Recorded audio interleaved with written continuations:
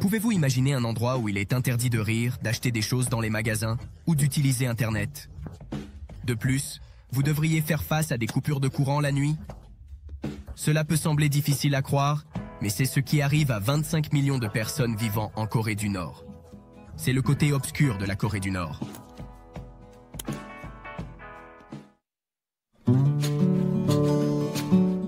Tout a commencé à la fin de la Seconde Guerre mondiale, à l'été 1945, lorsque la guerre touchait à sa fin.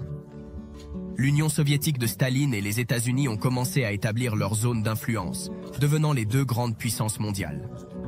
Ils ont divisé la Corée en deux parties, l'Union soviétique prenant le contrôle du Nord, qui est devenue la Corée du Nord, et les États-Unis contrôlant le Sud, qui est devenue la Corée du Sud. Ainsi, deux nations sont nées avec leurs influences respectives. La Corée du Sud et la Corée du Nord, ainsi que leurs mentors, sont entrés dans une longue guerre froide. L'une des figures les plus importantes de la Corée du Nord est Kim Il-sung, qui était le grand-père de Kim Jong-un. Il est né en Corée, mais a ensuite déménagé en Mandchourie où il a rejoint les combattants qui s'opposaient aux Japonais. Il a progressé dans ses positions et a fini par rejoindre l'armée soviétique, devenant même capitaine. L'Union soviétique a vu du potentiel en lui et l'a soutenu, ce qui lui a permis de lancer une guerre avec le Sud. Après Kim Il-sung, son fils, Kim Jong-il, a pris le commandement jusqu'à sa mort en 2011. Lorsque le leader actuel, Kim Jong-un, a pris le contrôle, les choses ont continué dans la même direction. Si vous vous êtes déjà plaint du manque de respect pour le pays, ou du manque de liberté d'expression, vous serez choqué en apprenant ce qui arrive aux personnes qui osent exprimer même la moindre critique envers le gouvernement nord-coréen. L'oppression politique en Corée du Nord est très étendue. Les gens sont constamment surveillés, à la fois physiquement et numériquement. Elles sont enseignées de manière incessante à penser d'une certaine manière, sans espace pour des opinions différentes. Si vous êtes nord-coréen, vous faites face à un isolement physique du reste du monde. Vous ne pouvez pas quitter le pays sans la permission du gouvernement. Ceux qui peuvent voyager au-delà des frontières sont principalement des diplomates, des étudiants très talentueux, des travailleurs spécifiques ou des athlètes. Même eux sont surveillés 24 heures sur 24, 7 jours sur 7. Et ils doivent participer à des réunions spéciales lorsqu'ils retournent en Corée du Nord. La même règle s'applique aux touristes étrangers qui visitent la Corée du Nord. Pendant l'excursion, un guide fournira des instructions détaillées sur la tenue vestimentaire, la communication et le comportement. Photographier dans certaines zones où se promener seul est interdit. Les visites seront privées avec un guide accompagnant tout le temps. Quiconque tente de sortir ou d'entrer illégalement ou désobéit aux règles fera face à des conséquences sévères telles que le travail forcé, la torture ou l'emprisonnement pour une durée indéterminée. L'isolement n'est pas la seule expérience des Nord-Coréens. Ils ont accès à seulement 28 sites, tous contrôlés par le gouvernement. Ces sites contiennent des informations limitées, telles que des recettes typiques, des nouvelles locales et des données sur les universités du pays. Si quelqu'un est surpris en train d'écouter ou de regarder du contenu médiatique étranger, il peut être envoyé dans des camps de prisonniers politiques, ou même être exécuté. Le pays occupe la dernière position, à la 180e place sur 180 pays, en termes de liberté de la presse, ce qui signifie qu'ils font face à la pire situation du monde dans ce domaine.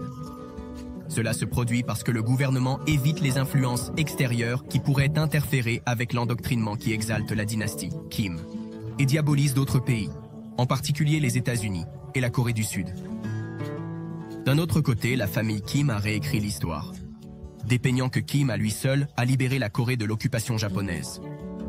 Il oblige son peuple à l'appeler le leader céleste, et des statues de lui sont disséminées dans tout le pays. Son anniversaire a lieu à la fin décembre. Cependant, il est regrettable que les Nord-Coréens ne puissent pas le célébrer. Une autre règle surprenante du gouvernement nord-coréen est l'interdiction de rire, de consommer de l'alcool ou de participer à des activités de loisirs ou commémoratives pendant la période de deuil pour le défunt Kim Jong-il. Chaque année, il y a une période de 10 jours de deuil à partir du 17 décembre. En 2021, qui a marqué le 10e anniversaire de la mort de Kim Jong-il, la période a été prolongée à 11 jours. Si quelqu'un désobéit à cette règle, il sera arrêté et traité comme un criminel. De plus, le gouvernement nord-coréen ne se contente pas de surveiller et de restreindre l'accès à l'information, mais il dicte également comment les gens doivent s'habiller et se présenter physiquement. Le pays possède une liste officielle de coupes de cheveux approuvées, avec 14 options pour les femmes et 14 pour les hommes, totalisant 28 styles. De plus, actuellement, le pays a interdit 9 styles de mode tels que les pantalons serrés ou les jeans, pantalons skinny, cheveux longs pour les femmes mariées, t-shirts en cuir, trench coats, coiffure hérissée, cheveux teints en couleur vive, jeans déchirés, style mohawk et piercing zoné. Si vous envisagez de défier ces règles, sachez que vous pourriez être envoyé dans des camps de travail forcés, également connus sous le nom de Kwan Lisu. Dans ces camps, les prisonniers politiques et leurs familles sont obligés de travailler dans des conditions difficiles. De nombreuses personnes innocentes sont envoyées dans ces camps en raison de la politique de punition des 3 générations. Cela signifie que jusqu'à 3 générations de la famille d'un prisonnier peuvent être envoyées au camp, indépendamment de leur culpabilité. Même l'association avec d'anciens détenus ou des déserteurs de la Corée du Nord est suffisante pour être considéré coupable. Ces camps, comme le Kwalim 15 et 16, ont la capacité d'accueillir jusqu'à 20 000 détenus chacun. On estime que le nombre total de prisonniers est d'environ 120 000. Des rapports en provenance du Nord indiquant que le pays fait face à l'une des plus grandes crises de famine de son histoire depuis la grande famine des années 1900.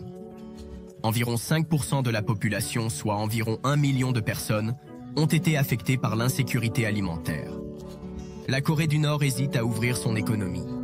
Et elle dépend de l'autosuffisance, même en faisant face à des sols défavorables pour l'agriculture. La pandémie a encore aggravé cette situation. Et le pays est inflexible quant à la réduction des importations et à la fermeture de ses frontières. Certaines organisations internationales ont offert de l'aide pour faire face à la pénurie alimentaire en Corée du Nord. Cependant, le journal national du pays décourage la confiance dans l'assistance extérieure, la comparant à l'ingestion de bonbons empoisonnés. La situation est si grave qu'environ 40% de la population nord-coréenne fait face à la malnutrition et dépend de l'aide humanitaire, selon des recherches menées par le Programme alimentaire mondial. La situation est si critique que le gouvernement en est arrivé au point de conseiller à ses citoyens d'utiliser des excréments comme engrais pour augmenter la production agricole. Chaque citoyen est obligé de produire 150 kg de fumier à partir de déchets humains et de travailler dans des usines d'État. De plus, il y a des défis dans l'approvisionnement en électricité. Bien que l'approvisionnement en énergie ait souvent été interrompu la nuit sous le gouvernement de Kim Jong-il, il y a eu une amélioration sous le gouvernement de Kim Jong-un, avec les lumières des rues allumées pendant la nuit. Cependant, cette amélioration a été de courte durée en raison des demandes croissantes dans la capitale, Pyongyang. Actuellement, les provinces en dehors de Pyongyang fonctionnent avec des quotas et tout excédent d'énergie est redirigé vers la capitale. Il y a un aspect intéressant concernant l'approvisionnement en électricité. Si vous avez déjà utilisé toute la quantité d'électricité qui vous a été allouée pour la journée, alors vous devrez vivre dans le noir pour le reste de la journée. Un autre sujet intriguant est une théorie du complot qui a émergé en avril 2020. Des rumeurs ont circulé selon lesquelles Kim Jong-un aurait été remplacé par un sosie et qu'il serait mort, car il n'était pas apparu publiquement pendant des semaines. Cela a conduit de nombreuses personnes à spéculer qu'il pourrait faire face à une maladie grave. Kim est réapparu en mai, apparemment en bonne santé, mais ensuite des théories ont commencé à émerger selon lesquelles un sosie prendrait sa place, tandis que le vrai Kim serait mort. Les services de renseignement sud-coréens ont enquêté sur cette question et ont affirmé qu'il s'agissait bien du vrai Kim, et non d'un sosie. Cependant, ces allégations sont basées sur des analyses détaillées de vidéos en haute résolution et des techniques d'analyse faciale et corporelle. Il existe encore la possibilité que la Corée du Nord utilise de vieilles images pour maintenir une apparence et cacher la vérité sur Kim. Étant donné la nature secrète du pays, tout est possible. En général, la Corée du Nord est un pays souvent imprévisible. Mais j'espère qu'un jour son peuple pourra vivre dans un environnement plus libre et respirer la liberté. Mais alors, que pensez-vous de tout cela? Souhaitez-vous visiter ce pays personnellement? Alors partagez cette vidéo avec quelqu'un que vous savez qu'il appréciera. À bientôt, je suis parti.